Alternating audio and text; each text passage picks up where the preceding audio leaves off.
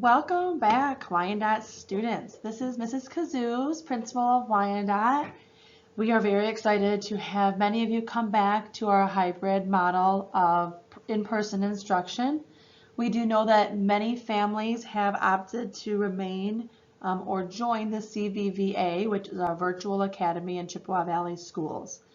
Those students will not be returning in person, as that was a commitment for the remainder of the semester. So for those of you that are coming back, we are excited to have you. And today I'm going to go through some expectations we have and also just some things that you might be wondering about when it comes to returning to school. So we are Hawk students and we're happy to have you coming back to our school. For those of you that are new to Wyandot, I know that you would have seen our sixth grade orientation last year, but as a reminder, here are your administrators. Again, my name is Mrs. Kazoos and I'm the principal. We have Mr. Finlayson, who is here both half the week, as he also goes to Iroquois Middle School for the other half. And then we have Mrs. DeLuca, our assistant principal, that is here every day to help you. Our office staff, we have three ladies that help. Mrs. Martini, our head secretary. We also have Mrs. Hall and Mrs. Tomei, who does all of our attendance. So a lot of times when our parents call students in or have questions about attendance, they would be talking to her. We also have Miss Young, our health aide, and any medications must be on file with Miss Young, and you can communicate that by reaching out to our office staff and they can direct you to her. Our counseling staff, each grade has a specific counselor, so we have Mr. Klein in 6th grade, Mrs. Kelly in 7th, and Mrs. Thompson in 8th. And many of you have already been using your counselors to help with goal setting, academics, counseling, obviously any kind of rumors or harassment and bullying, helping with decision making and just being a good student. These counselors can help you with that. So when do students attend in person? You will be receiving most likely this evening from the district what track you are in. These tracks are pretty solid. We are not able to move students from different tracks at this point due to balancing class sizes. We have to make sure that we're maintaining social distancing and we want to follow our tracks. So if you're a track A student, you're going to come on Monday and Wednesday. If you're a track B student, you're going to come on Tuesday and Thursday. And all students will remain at home on Fridays, including CLP. And this is to help us basically make sure that we're able to deep clean our rooms and also give us students an opportunity to be at home during this pandemic and help us with our social distancing. Student drop-off, here is a map of how students will be dropped off in the morning. As you can see here, you will pull in off of Garfield. Although there are parking spots here, this is reserved for staff or visitors to the building. So parents must drive around the perimeter of the parking lot, come in, and as you see here, here's the school. This is our sidewalk. Parents are not allowed to park or stop here and let their student out. It's very dangerous. So I'm going to go ahead here and put an X here, meaning do not park and let your students out here. It's very dangerous. You should also not be parking here. This is dangerous as students can be walking through the parking lot unattended. Please maintain safety. With having half the students in the building each day, this line should move very quickly. Okay. We can arrive at 7:30. If a student arrives before then, they will have to wait outside. Masks are required to be worn, even outside if you are on our property. Once the entrance opens, students can come in. Please follow our drop-off protocol. We strongly encourage families to not have their students arrive before 7:48 unless they're having breakfast. They can. We just want to make sure we do our best to maintain social distance, and if we have too many students in the building, it's hard to do that. We do have plans in place for it, but we want to make sure that you are coming when you need to come. So this is different from years past. we have different entries for each grade level. And the reason for that is normally in the school day, when students either enter the main entrance, all of our students are in one space at one time. We know that is not providing good social distancing measures. So what we're going to be doing is every student will enter at a different door depending on their grade, okay? So if you're arriving anytime after 7:45, those doors will be open. If you are arriving before then you have to come in the main entrance and go in the cafeteria and wait to be dismissed. So what this looks like, if a student is dropped off at the curb as they're supposed to, they have to walk to the designated entrance. If you're an 8th grade student or CLP, you will come in this door here, which I know it's hard to tell in this picture, but this is the door closest to the bus loop. So students will literally walk around the sidewalk of the building, wear your coats and hats in case it's cold, and enter this door. 6th grade students, this door is just off of our main entrance. So as you can see here on my cursor, directly across from this door, if you were to go, is like our flagpole. So this is on our athletic entrance, and there's a sign right here that says athletic entrance. This is for 6th grade. And 7th grade students, you will be getting out on the curb and walking to the main entrance. Something to keep in mind is that bussers will have to find these doors. So bussers will be walking outside and possibly passing a door to get to the appropriate door. The reason we're doing this is it will allow all of the students to be in large spaces outside as opposed to our narrow hallways inside. We've determined which door is best for each grade at the beginning of the day, meaning these are where your classes most likely are closest to. So our 8th grade entrance, this is just off of all of the 8th grade academic classes for the most part. Our 6th grade entrance, this is the closest door that would get you to our 6th grade hallways. And our main entrance is closest to the 7th grade pod area. Maps will be available at each entrance during the first day of our school, first week of our face-to-face return. So those of you, we haven't been in the building since March, we know there's some anxiety about that. Our 6th graders and our new students, we know you've never set foot in the building besides maybe dropping off something or doing a quick material pickup in our lobby. So please know that we're going to be there to help you. We're going to have maps. You should be bringing your schedule. Teachers will be out, administrators, hall monitor will be out there to help you. So please know that this is a unique way to enter our building and it's new. We've never done it before. We're requiring you to do this. Cafeteria safety protocols. So here's a picture of what our cafeteria table will look like. I know that normally X marks the spot, but that is not the case when it comes to our cafeteria seating.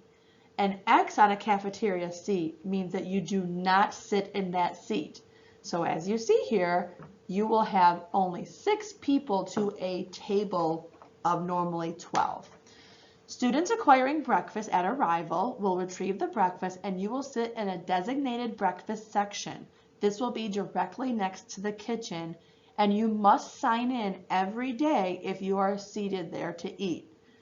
Students not eating breakfast must sit at the opposite end of the cafeteria. Again, you are not allowed to sit on X's. Students who are not eating must continue to wear their masks. If you are eating, that is why you have to sit in a designated table and also sign in at that table. You are not permitted to sit in a seat with an X again. All of this is to help with our social distancing, and unfortunately, if we have to contact trace because a positive COVID-19 case occurs, we have to know what students were sitting at a table without a mask. Our safety protocols for lunches. This is again something new to our students. Students will be sitting with students from their 4th hour class and seating charts will be established. You'll work with your teacher and in the lunchroom to determine who you sit with. Tables will be designated to make sure that you are sitting in the appropriate spot. Students, I know this is hard. I know this is not ideal, but this is what's allowing us to come back in person. So as much as I know you want to sit with your other friends from other classes and even in other tracks, because lunch is your social time, I get that.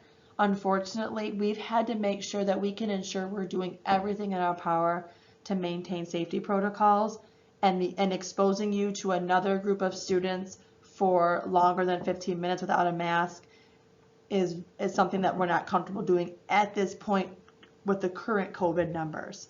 This is something that might get explored later in the quarter. You are not to walk around the lunchroom or change seats. This is absolutely forbidden, and disciplinary measures will be taken if this happens. There will be, again, a maximum of 6 students, staggered. Students must sit at their assigned lunch table upon arrival. This is a new feature. So I'm going to kind of, again, put a little star here because this is new to us, just like this is new to us here. You must come in and sit at your table. We will then call by class, 4th hour class, or the section number of the cafeteria to come get in line. This will remove the potential of a line forming that has too many people not honoring our social distancing guidelines. Free breakfast and lunch will be available for all students this year. So every student is able to get a free lunch or breakfast. Double entries like double pizza or a la carte items. So if you don't like what the free lunch is and you want to buy that cheeseburger or that chicken Caesar salad or something like that, that's a la carte, you will be able to purchase that.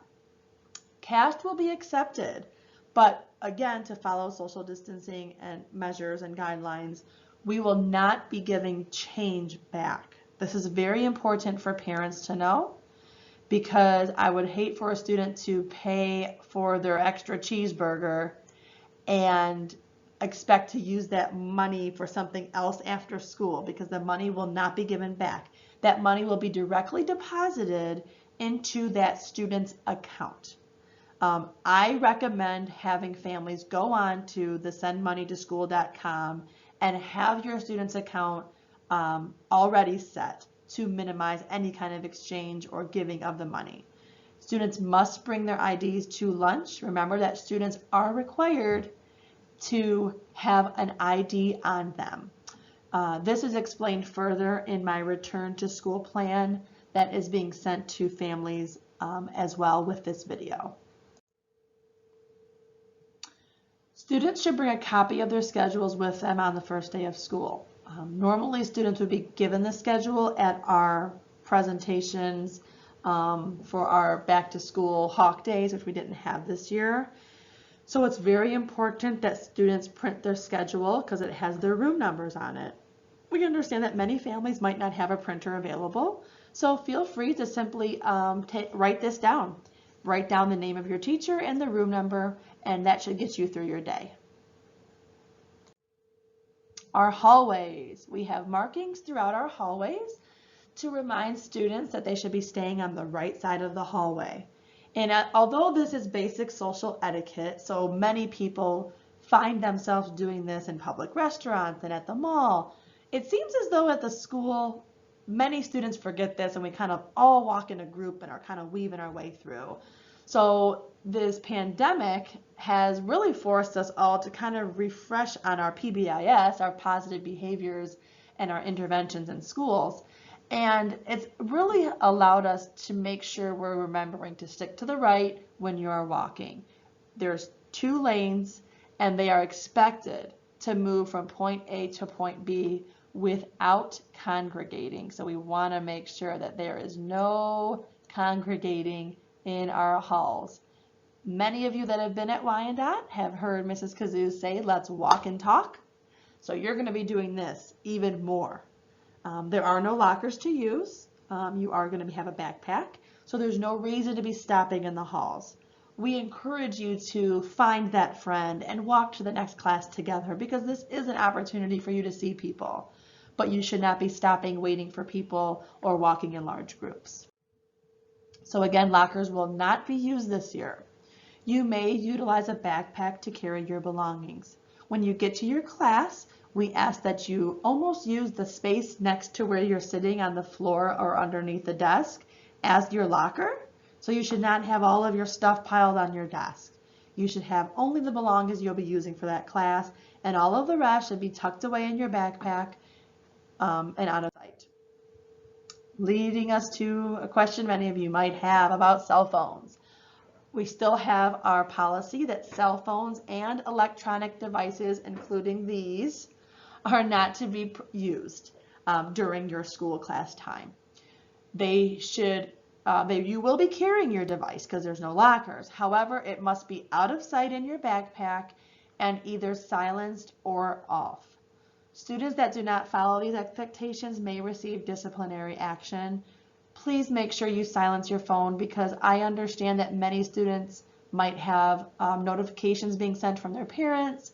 We expect that those are monitored in a way. Parents, if you have to get a hold of your student, every classroom has a phone, and every office is able to field that information and that message to your student if we need to.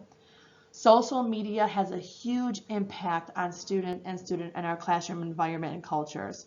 So social media should not be used during our school day. If you're homesick, or if you are on an asynchronous day, meaning you're not in person, you should not be having and I apologize for my notifications, you should not be communicating with students that are in person.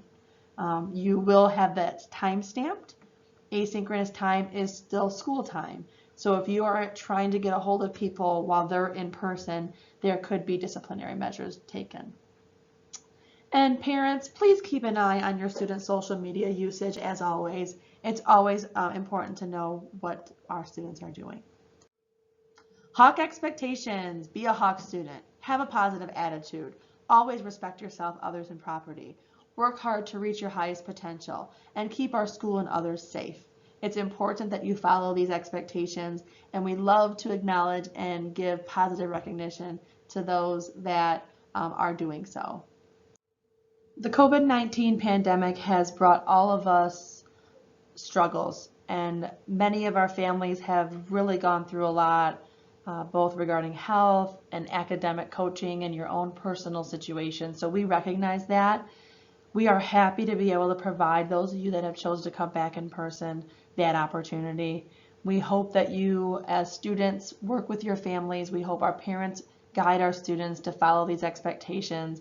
And at the end of the day, we really are just happy to see students in person. We can't wait to see our Hawk students in the halls of Wyandot, and we will be seeing you very soon. Thank you.